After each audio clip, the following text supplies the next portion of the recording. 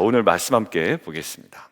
자, 오늘 15일 본문이죠. 사무엘하 3장 12절에서 21절입니다.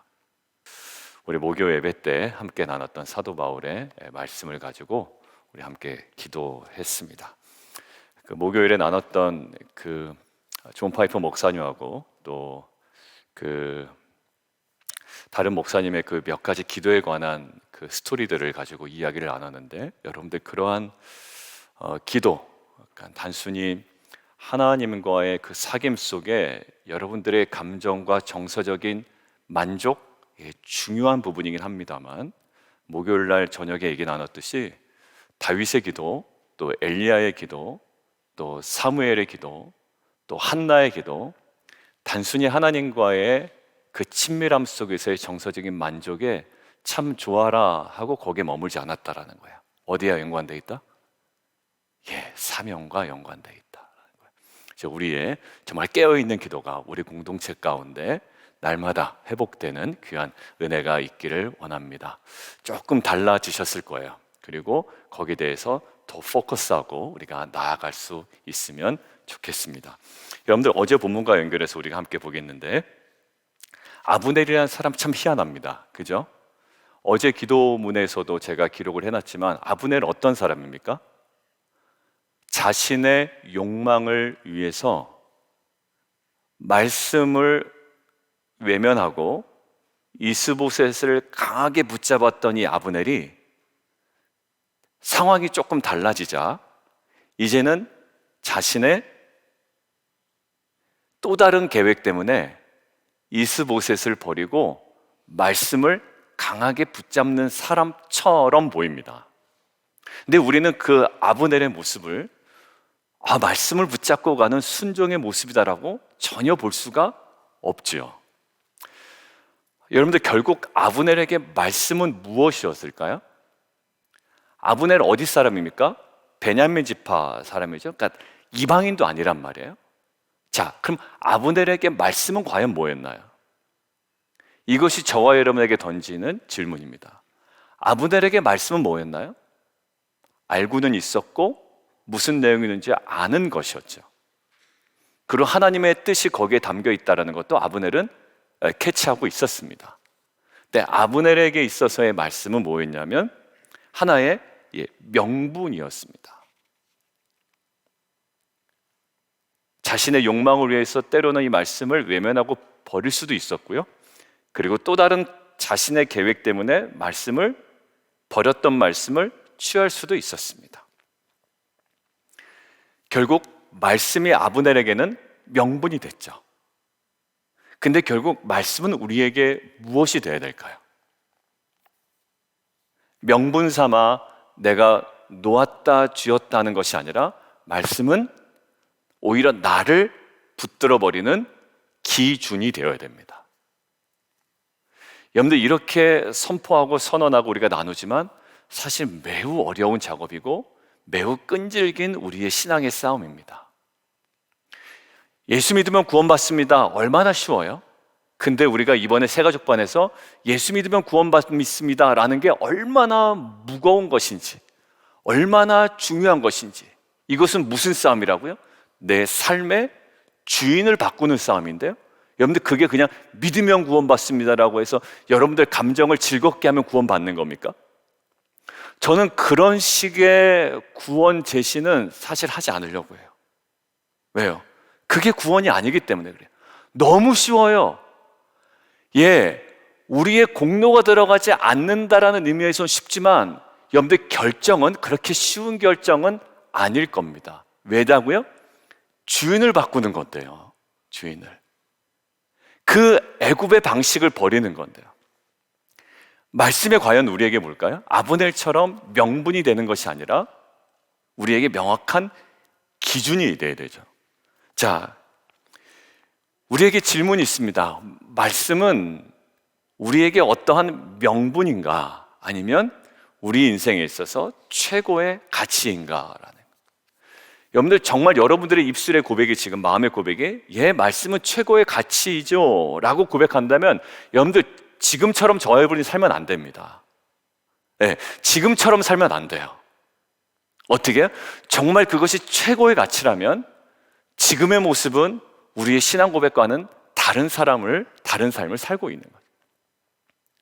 여러분들 결국 이 말씀을 명분 삼는다라는 것들을 묵상하는데 저에게는 하나 들어오는 말이 있었습니다. 뭐냐면 하나님은 그 누구에게도 경홀히 여김을 받을 만한 분이 아니라는 거예요. 말씀을 우리가 취했다가 버렸다가 때에 맞게 우리의 명분 삼아 나의 욕망에 따라 조금 뒤에 놨다가 아니면 조금 이것이 나에게는 유리할 것 같으면 그때는 붙잡는, 여러분들 이것은 말씀이 우리를 붙잡는 것이 아니라 우리가 말씀을 명분 삼아 그냥 사용해 버리는 거죠. 이것이 뭐냐면 아주 잘못된 하나님을 경홀히 여기고 말씀을 경홀히 여기는 삶이었던 거예요. 그게 어떤 거예요? 딱 아브넬. 분명히 알았으면 아브넬은 뭐 하면 안 된다? 이스보셋 왕 삼으면 안 됩니다. 그 말씀을 정말 본인이 붙잡았다면 이스보셋 왕 삼으면 안 됐죠. 근데 결국 왕 삼아놨다가 본인의 뜻대로 되지 않자 이제는 말씀을 붙잡고 이스보셋을 버려버리는, 여러분 하나님은 경홀히 여김을 받지 않으신다. 말씀에 대한 태도가 결국 하나님에 대한 태도거든요.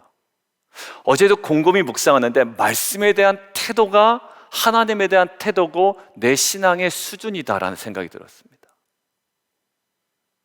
아무리 잘 나누고 아무리 깨달아도 말씀에 대한 나의 삶의 태도가 하나님에 대한 나의 신앙의 온전한 고백이자 삶의 실체다라는 생각이 들었어요. 울고 불고 아무리 해도 소용없습니다. 정말 아무 소용이 없더라고요. 정말 쓰잘데기 없는 거더라고요. 어찌 보면 뭘까요? 정말 이 말씀 앞에 내가 온전히 반응해 나가는 거예요. 벌벌 떨면서.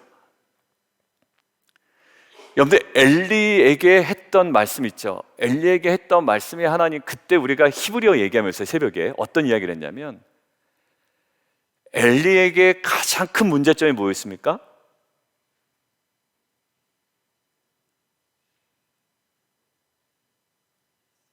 엘리가 누군지도 생각이 안 나요 지금.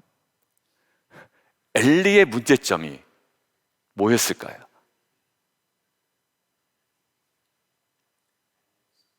엘리 착한 사람 아닌가요? 또 지금 그런 표정으로 저를 쳐다보시면 큰일 납니다. 엘리에게는 자식이 있었죠. 근데 성경에 뭐라고 되어 있던가요? 엘리가 자식을 어떻게 여겼다? 그 히브리어 같이 얘기하면서 무겁게 여겼다라는 거예요. 자식을 무겁게 여겼다. 근데 정말로 무겁게 여겨야 될 분은 뭐다? 하나님, 말씀입니다. 그런데 그 엘리의 모습을 사무엘 본문에서 계속 정말로 정작 무겁게 여겨야 될 것을 무겁게 여기지 못하는 자의 모습과 하나님의 말씀을 따라 온전히 경외함으로 나아갔던 다윗의 모습을 지금 비교하고 있습니다 라고 이야기를 했죠.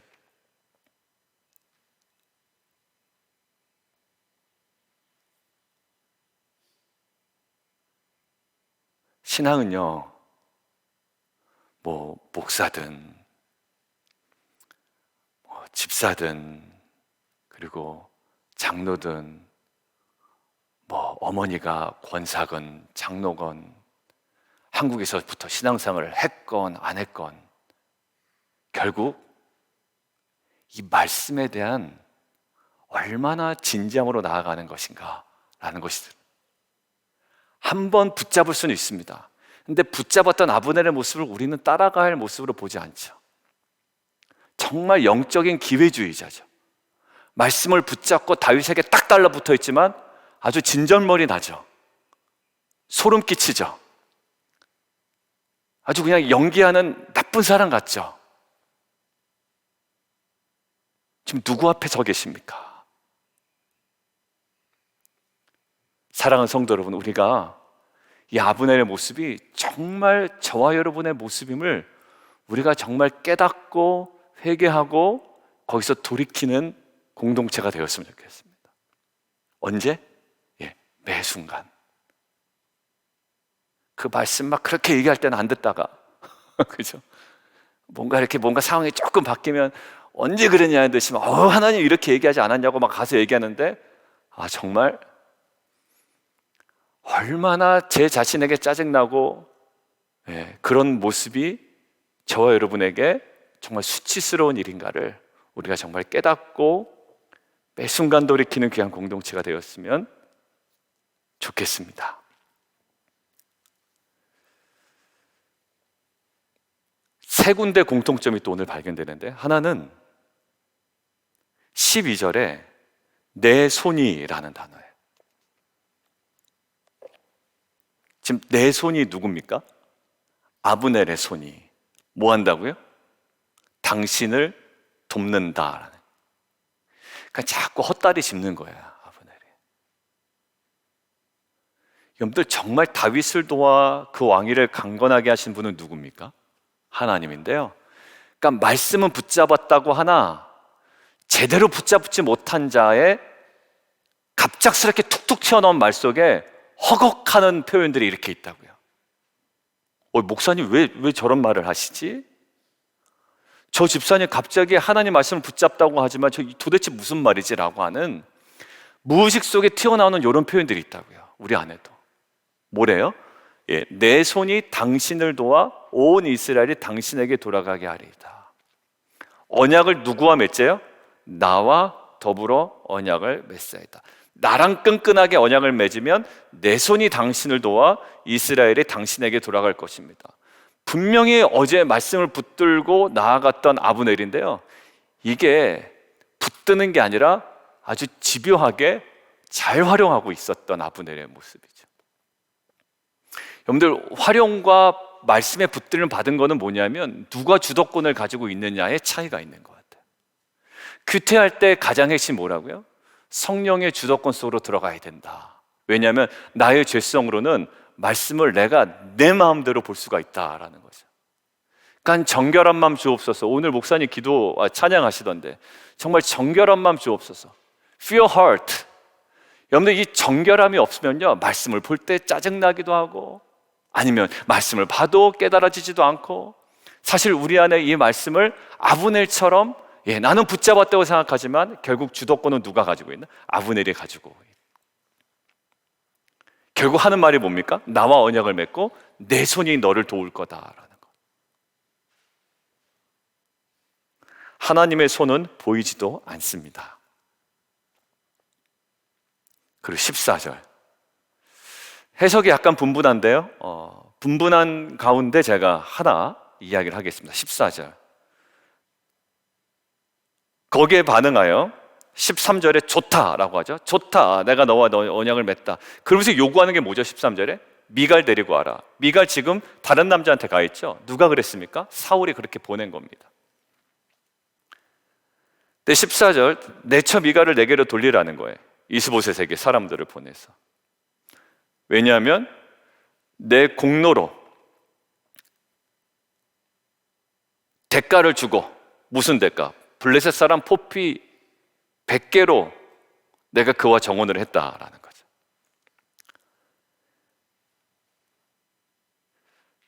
헤브론에서 낳은 아들들, 그리고 여인들 기록 많이 돼 있었죠, 어제. 근데 다윗이 왜 갑자기 미갈 타령을 할까요? 너무 예뻐서? 너무 사랑스러워서? 아니면 첫사랑이기에? 그런 뉘앙스는 아닌 것 같아요. 이미 많은 자녀들이 있습니다. 여러분들, 미갈을 통해서 자녀가 나옵니까? 안 나옵니까? 안 나오죠. 자녀가 그러니까 없었던 겁니다, 이전에도. 왜 굳이 미갈을? 근데 미갈은 누구의 딸이죠? 사울의 딸입니다. 많은 학자들 공통적으로 보는 입장은 이겁니다. 사울 왕의 사위로서 정당하고 합법적으로 이스라엘 왕임을 보여주려는 것이다. 이거는 이구동성으로 같은 관점으로 봐요. 그런데 어디서 갈리냐면, 그래서 잘한 거다라는 학자가 있고, 그거 말고 굳이 그거를 해야 되냐라는 거. 왜? 뒤에 어떤 장면이 있기 때문에. 지금 잘 어찌 됐건 간에 잘 살고 있지 않습니까? 자기는 지금 헤르브론에서 많은 자녀들과 그 아내들이 있고, 근데 16절, 15절 빼앗아 왔다라는 거예요. 15절 빼앗아 왔고요. 어찌 됐든지 간에 빼앗아 가지고 왔고, 그의 남편 발디엘이 울며 불며 바후림까지 따라왔다. 짧은 거리가 아닙니다. 어떻게 보면 가슴에 못을 박는, 누구에게는 이 일을 벌이고 있는데, 다윗이 갖고 있는 사울의 왕권을 사위로서 이어받는 어떤 정당성을 가지려는 인간적인 노력, 이렇게 보는 학자들이 있다고요. 사울의 왕위를 잇는 게 다윗이 아니죠. 다윗은요, 하나님께서 기름 부음 받은 자입니다. 굳이 사울과 연관시킬 필요가 없어요. 여러분들, 만약에 저의 다음에 이대 목사가 왔다고 쳐요. 만약에 5년 있다가 오든 10년 있다가 오든 자꾸 저와 연관시킬 필요가 없겠죠. 왜냐하면 새로운 사람은 또 그 사람을 통해 새로운 시대가 열리는 겁니다. 팀의 리더가 바뀌어도 그럴진데, 교회 리더가 바뀐다고 막 가지고 온 어떤 맥은 있겠지만, 뭘까요? 여러분들, 하나님께서 다윗에게 기름 부으신 거예요. 근데 다윗은 지금 어디에 머물러 있죠?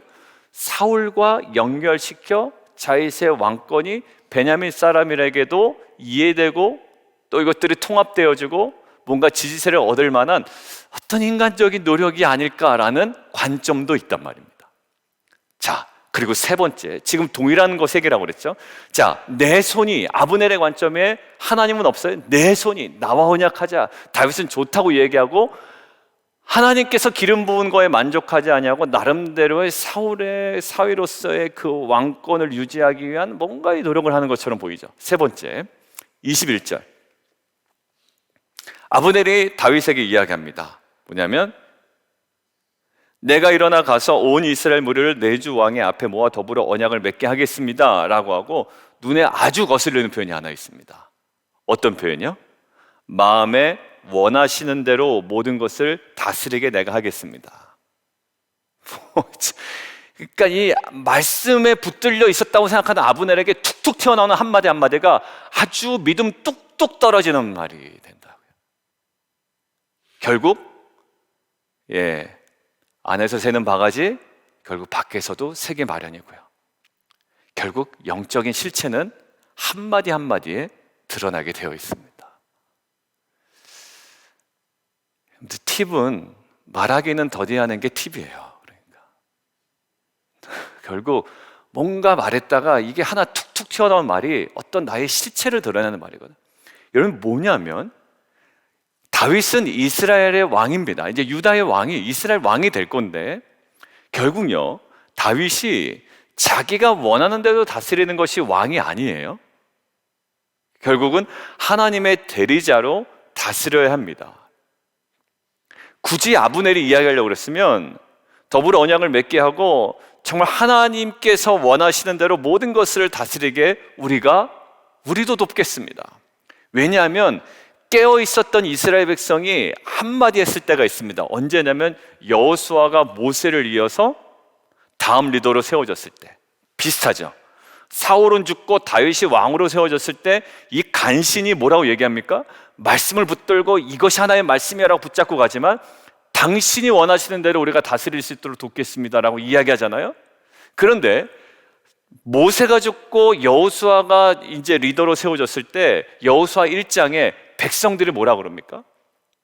마음을 강하게 하고 담대히 하소서, 여호와 하나님께서 당신과 함께 하실 겁니다 라고 이야기하는 거예요. 이게 맞는 거죠.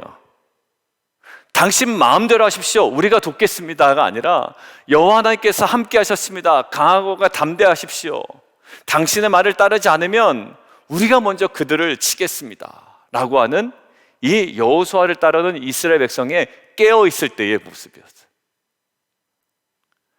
여러분들을 이렇게 자극해주는, 욕망을 자극해주는 사람이 있습니다. 목사님 마음대로 하십시오. 목사님 마음대로 하십시오.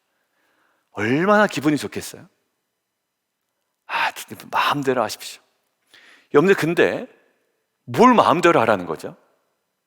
물론 거기에는 목사님 기도와 많이 하시고 하나님께서 주시는 뜻대로 하십시오라는 이미지도 있겠습니다만, 사실 거기에는요, 그 사람과의 허튼 것으로, 의미 있는 것으로 가까이 하려는 어쩌면 쓸데없는 이야기죠.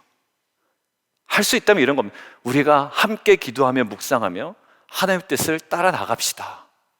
그리고 저는 뭐가 제일 감사하냐면, 그리고 기도의 자리에 나와 그 문제를 가지고 함께 그냥 기도하는 거예요. 뭐 마음대로 하십시오. 그거는 저는 두 가지로 보이더라고요. 그냥 나와 그냥 화해 제스처를 보이는 하나의 액션인 것처럼 하나 보일 때도 있고요. 두 번째는 뭐냐면, 나는 일하기 싫으니까 목사님 마음대로 그냥 일하십시오라는, 나는 그거 생각하기 싫으니까, 어떻게 보면 책임을 다 떠넘기는 것으로 보일 때도 있어요. 여러분들, 옳지 않습니다. 여러분들, 공동체는요, 함께 감당해 나가는 거잖아요. 그리고 누구 앞에? 하나님 뜻 앞에 서 있는 겁니다. 어딜 마음에 원하시는 대로, 네 마음에 원하시는 대로 다 하십시오라는 말이 있을 수 있어요. 여러분들, 아브넬을 보십시오. 내 손이 당신을 돕겠습니다. 나와 더불어 언약을 맺읍시다. 그럼 내 손이 이스라엘이 당신에게 돌아가도록 충분히 할 수 있습니다. 그리고 당신 원하신 대로 하십시오. 그리고 다윗도 어디요? 그냥 그런 어떤 분위기 속에 살짝 취해가지고 아브넬을 어떻게 합니까? 그냥 막 돌려보내죠. 막 잔치도 베풀죠. 이게 뭔지 분간이 잘 안 됩니다. 이제 내일 본문 이후에 가면 이제 뭔가 분간이 되고 일이 이제 제대로 돌아가고 이제 뭔가 정돈이 되기 시작하지만, 결국 포피백계로 정원한 미가를 데려오라 하는 것조차도 사실 우리가 다시 봐야 할 정도로 우리의 신앙이, 사실 아까 우리가 처음 기도했지만 사도 바울이 나 참 사역 잘했다 이것도 아니었다고 그랬죠. 뭐라고요? 나 선한 싸움을 잘 싸웠다. 나의 달려갈 길을 다 마쳤다. 세 번째 뭐라고요? 믿음을 지켰다. 여러분, 만만치가 않은 거예요. 그렇지만 우리에게 뭐라고요? 성령께서 말할 수 없는 탄식으로 우리 위하여 간구하신다라고 이야기했죠. 목요일 함께 하는, 이것이 부활을 살아가는 이 깨어있는 성도의 삶이다라고 이야기했습니다. 여러분들, 이러한 아브넬처럼 우리가 말씀을 붙잡았다고 착각할 때가 있겠다라고 싶어요. 언제는 거들떠보지도 않다가 기회다 싶어서 말씀을 붙들었다고 생각할 때가 있지만, 오늘 세 군데, 내가 당신을 돕겠다. 그리고 당신 마음대로 하십시오. 하나님의 기름 부으는 것에 만족하지 아니하고 뭔가 미가를 사울의 사위로서 다시 얻어내려고 하는 그 다윗의 애매모호한 행위 속에 우리의 신앙의 불순물들을 제거하고 하나님 앞에 더욱더 깨끗하고 pure heart, 정말 순수함으로 서면 얼마나 좋을까요? 정말 순수함으로. 하나님께서 심령이 가난한 자, 그리고 정말 청결한 자, 뭐라고요? 천국이 저의 것이며 그가 하나님을 볼 것이다 라고 얘기했습니다. 정말 그 말씀 가운데 하나님을 경험하고 보고 뜻을 분별하여 정말 나의 그 욕심이 있다고요, 욕망이. 그렇지만 그 말씀에 순종함으로 정말 참된 거룩한 빛과 소금의 사명을 감당해내는 저와 여러분 되기를 주님의 이름으로 축원드립니다. 우리 함께 좀 기도할까요?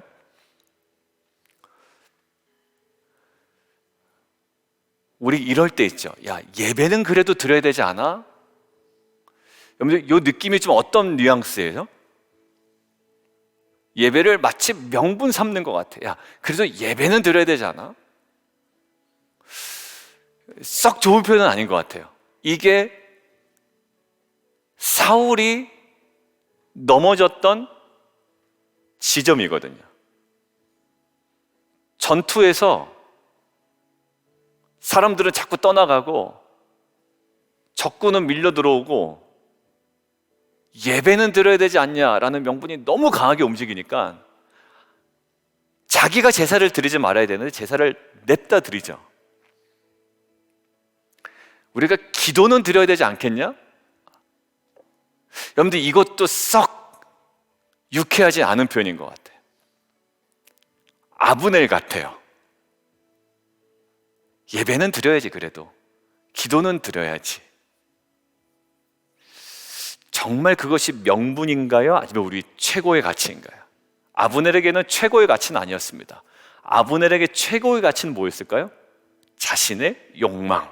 그러니 어쩔 때 말씀을 버렸다가 이스보셋을 붙잡았던 사람이 이제는 이스보셋을 버리고 굉장히 믿음 있는 척하면서 말씀을 붙잡는, 누가 주인입니까? 말씀이 주인이 아니라 내가 주인입니다. 하나님은 그렇게 경홀히 여김을 받기를 원치 않으시죠. 누구를 무겁게? 자녀를 무겁게, 나의 감정을 무겁게 하는 것이 아니라 하나님을 무겁게 여기는 것입니다. 여러분들 이것이 정말 우리가 하나님께 드려야 될 정말 깨끗한 pure heart, 정말 순수한 심령인 줄 믿습니다. 하나님 그 마음으로 나가게 하시고, 하나님 그 시선으로 말씀을 보게 하시고, 하나님 그 열린 귀로 주님의 음성을 듣게 하여 주시고, 하나님 우리의 손과 발이 하나님 거룩한 순조로 나아갈 때 정말 하나님 우리의 삶에 진정한 빛과 소금, 그리고 하나님 나라가 이루어지는 귀한 공동체 되게 하여 주옵소서. 함께 기도하며 나아가도록 하겠습니다.